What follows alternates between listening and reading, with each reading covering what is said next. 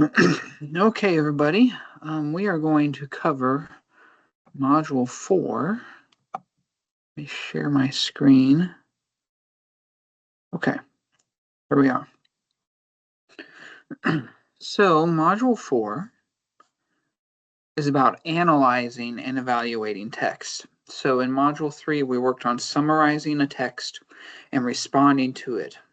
And we saw that a summary essentially is a way of introducing the text itself. You give the name of the text and the name of the person who wrote it. Excuse me. And then you also summarize the main ideas in that text. And when we summarize it, we mean you figure out what are the most important points and you write those points in your own words in a shorter or more concise paragraph or section than what the text itself actually says. Okay, so the purpose of summary is to reduce information already known down to its essential parts. It consists of the main points and the key supporting points. Sometimes you can use direct quotes and stuff. That wasn't a requirement. Summaries don't evaluate, judge, or interpret the information. They just present the facts as the original writer or speaker intended. And when writing a summary, you, as the writer, you avoid your own reaction, bias, opinion, or personal belief. You save that for later if you're going to do a response. And summaries are typically shorter, substantially shorter than their source text. So that's what a summary is, and we worked on that last week, and then you gave your personal response to what you summarized. But this week, the focus is going to be on analysis. And so this website here that's in Module 4 is meant to show you the different traits and characteristics of summaries and analysis so that you can understand what the difference is. So an analysis has a different purpose.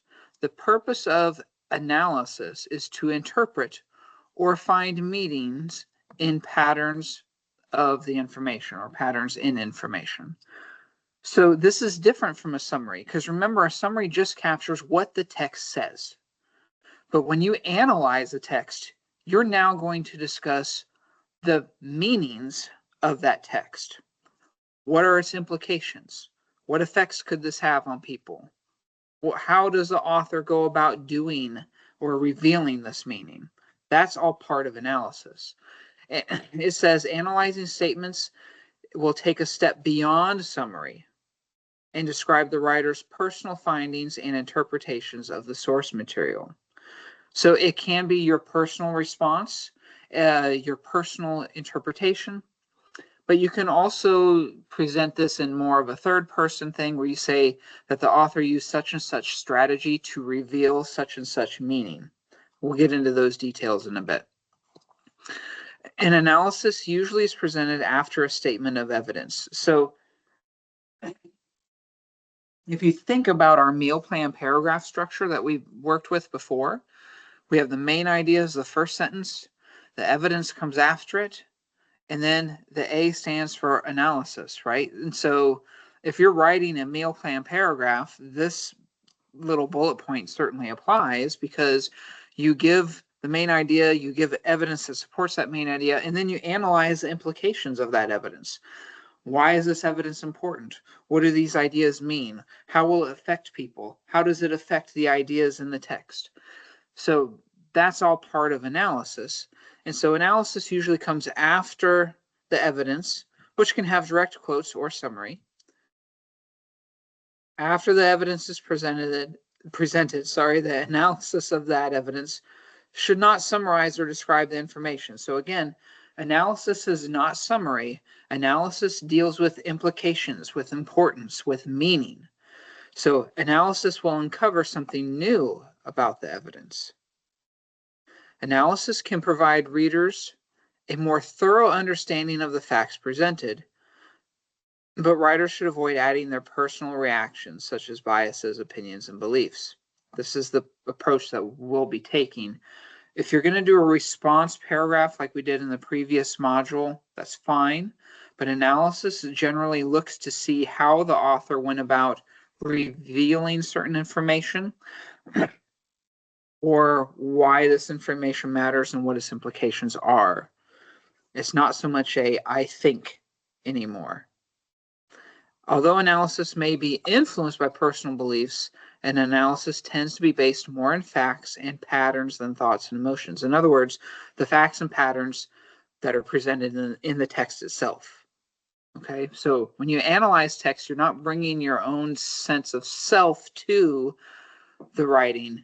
You're looking at the writing itself and you're deconstructing it. You're pulling it apart to understand it better.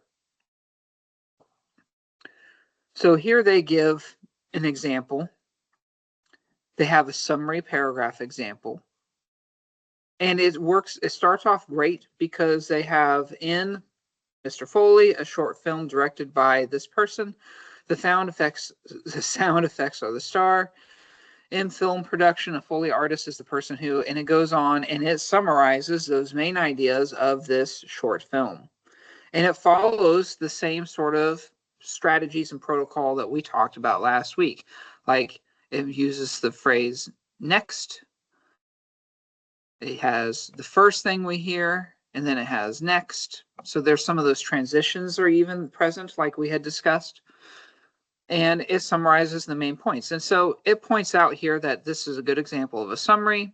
It merely describes what's happening in the short film, but it's not analysis. And then they give an analysis of this, an analysis paragraph example.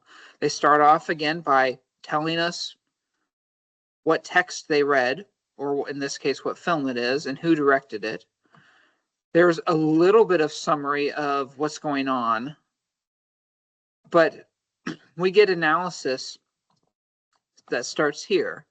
Through the exaggeration of sound effects, Mr. Foley emphasizes the artificiality of sound production in Hollywood and questions its efficacy and representation of reality.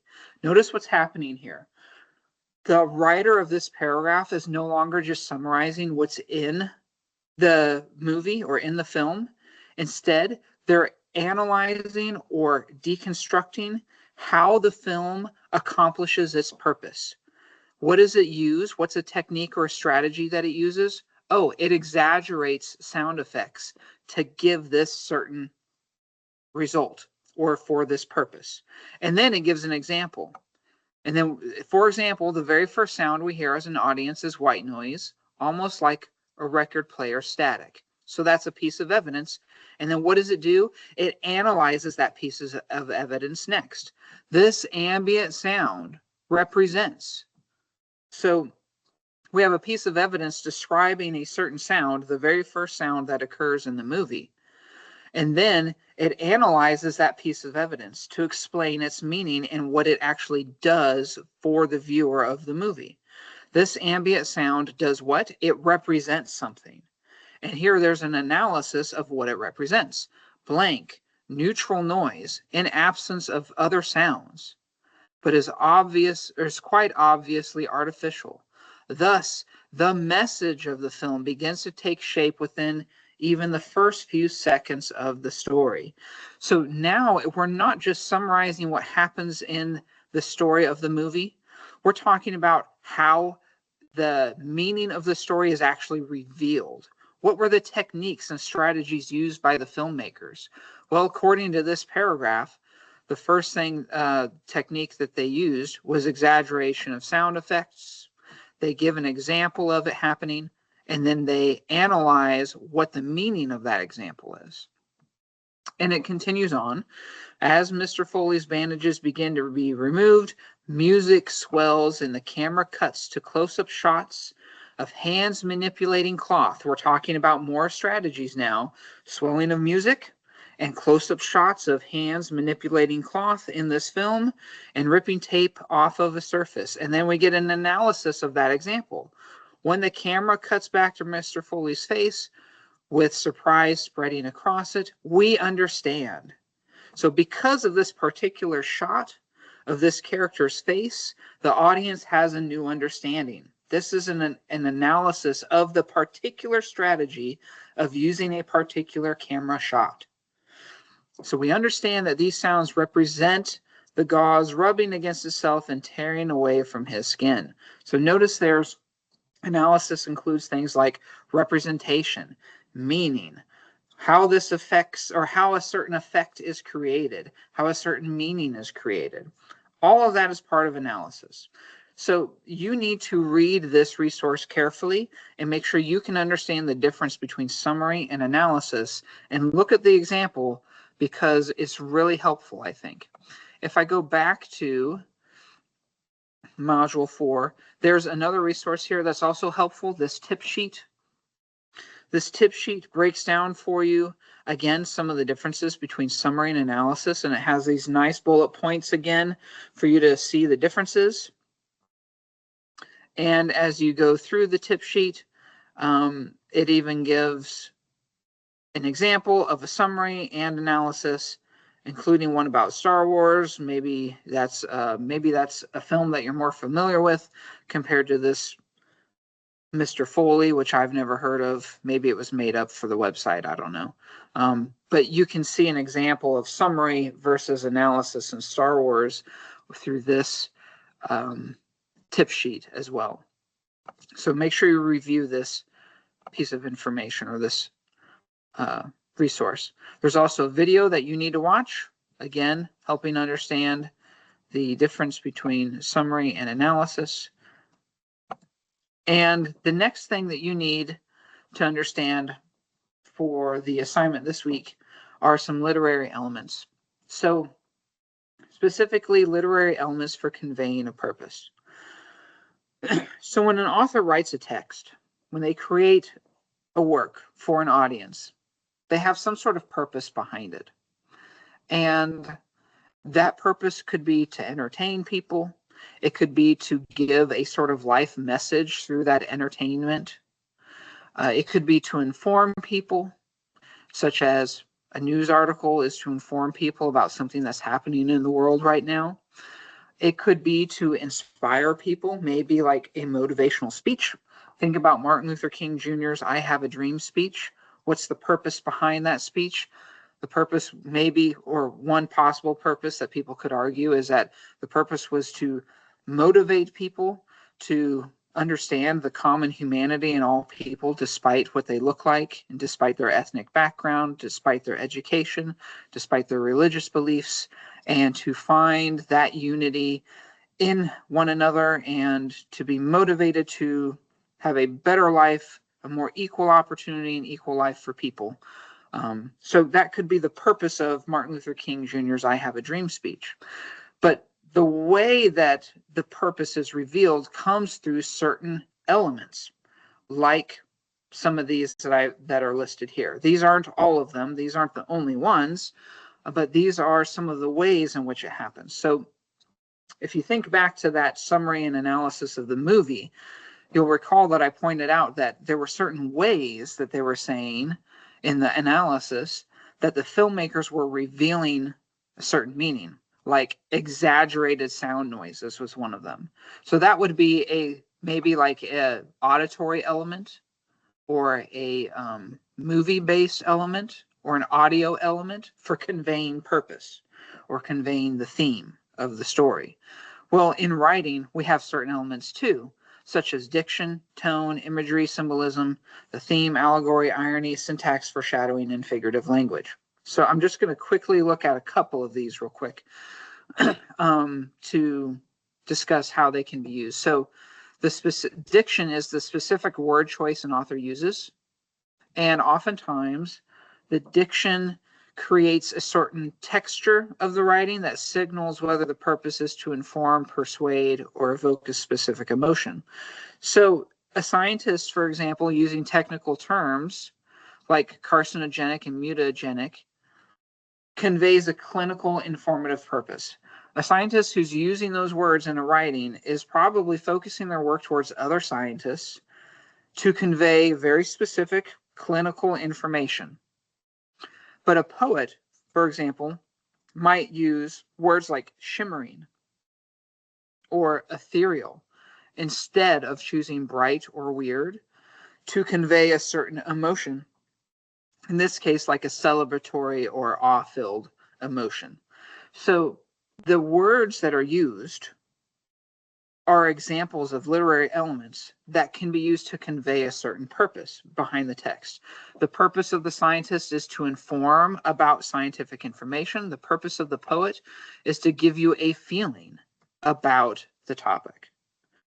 Likewise, tone is the author's attitude towards the subject matter or the audience conveyed through things like diction and syntax. So the tone, if it's satire, it might have a mocking tone to criticize government policy. So if any of you have ever seen, say, The Daily Show with Jon Stewart, or in the past, Stephen Colbert had a show called The Colbert Report, those are satirical shows in which they mock things that are happening in government and in like the current time in order to make their own point. They make fun of what's happening, and there's a mocking tone. You might encounter the same sort of thing if you watch any comedians. Dave Chappelle, he does the same thing. Well, comedians in general, David Chappelle is just the one that came to mind first, that in which they mock a certain idea in order to reveal their own idea. So that's a part of tone because it's the author's attitude towards the subject matter. And a eulogy is what someone says, at a funeral. Someone has died and you give a eulogy. It usually has a reverent sort of tone. It's something that is kind, that is meant to honor the person that has passed.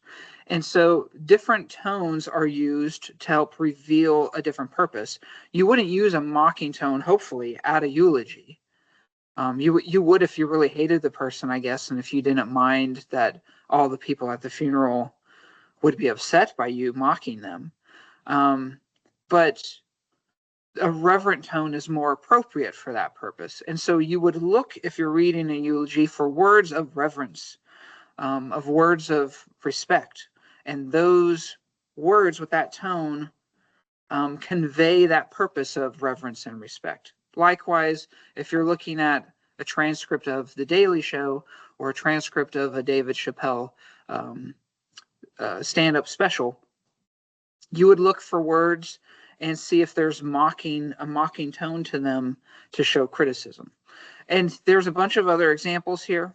So you can look through these. You're going to end up picking one of these that you're going to use in a text to reveal how that author, or to describe how that author used that literary element to reveal some meaning or some purpose of the text.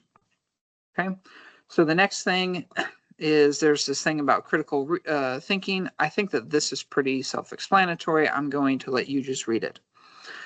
Okay. For the practice activity, it presents this thing called soapstone. So this is pretty common. This is a common technique that's used in high school English, for example. If you're returning to school after a while away from school, this will be new to you. But the soapstone analysis is a way of thinking about a text to help you better understand who wrote the text, why they wrote it, who they're addressing it to, and how they went about trying to reveal their purpose. So, for example, in this practice activity, you would read this article, and then you would complete a soapstone analysis. And if you click on this document, it shows you what soapstone is. So that first S is the speaker. So when you read a text, in order to understand it, you need to know, well, who is it that's doing the speaking? Who is the one that wrote this? Why does this matter? Why does this matter to them? So you should be thinking about who is the purpose that wrote this, identifying details you can about them, whose voice is heard in the text. What do we know about the speaker that maybe helps us understand their view? Because maybe the speaker is totally biased. Maybe they have an agenda. When a politician gets up on stage and promotes a new policy, if you know something about that politician and their previous work experience and their previous ideas and their previous behavior and history, that might inform your understanding of the policy that they're promoting. Because you might go, well, of course this person's arguing for this. They are biased in favor of this policy. The policy might actually be bad in your opinion, but this is the type of person who would get up and argue for it. So understanding the speaker is important to help you understand the situation of the text itself. Also the occasion. Things like the time and place of the piece. If you're reading a news article about the protests in Minneapolis, Minnesota against ICE, that's the occasion.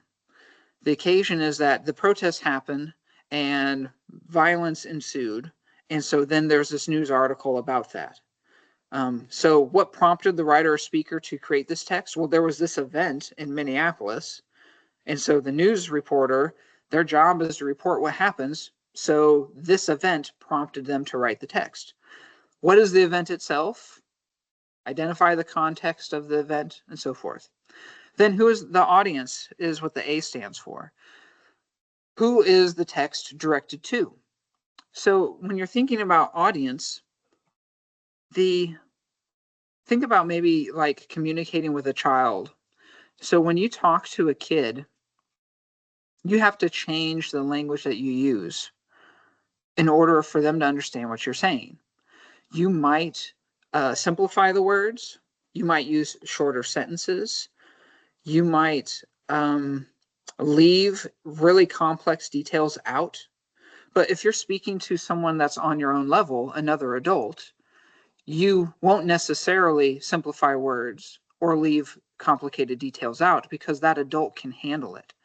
So a text is formulated and shaped for its specific audience. If you're going to write about the protests in Minneapolis for a kid, you've got to use very different language than you would use for an adult. Okay? So these texts are shaped. There's certain diction that's used, the tone, the imagery, those literary elements that I was looking at earlier are used differently based on who the audience is. Identifying the purpose behind the text. Purpose is why you need to think about why the author wrote this. What was the goal for writing? What does the audience want to think or do as a result of reading the text? That's really what purpose is. What am I trying to communicate to people? What do I want them to understand about this topic? What do I want them to understand about the protests in Minneapolis? What do I want them to understand about David Chappelle's comedy special? What do I want them to understand about how to bake the best cookies? Okay, that's what the purpose is.